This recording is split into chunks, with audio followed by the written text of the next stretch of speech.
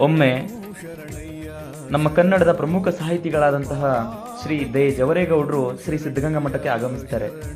ಅವರು ಆಗಮಿಸಿದಂತಹ ಸಂದರ್ಭದಲ್ಲಿ ಸ್ವಾಮೀಜಿಯವರನ್ನು ಸಂದರ್ಶನ ಮಾಡಬೇಕೆಂದು ಅವರ ಮುಂದೆ ಈ ಪ್ರಶ್ನೆಯನ್ನು ಇಡುತ್ತಾರೆ.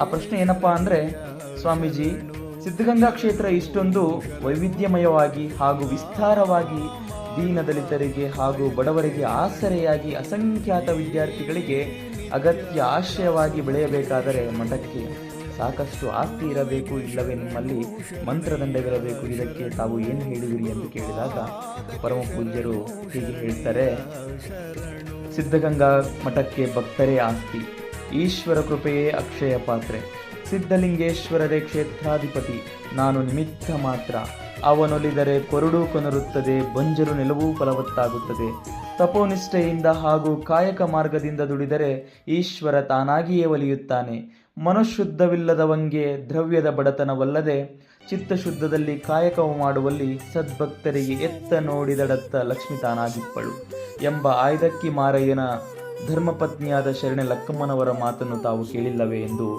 ಸೊಗಸಾಗಿ ಉತ್ತರವನ್ನು ನೀಡುತ್ತಾರೆ. ಧನ್ಯವಾದಗಳು.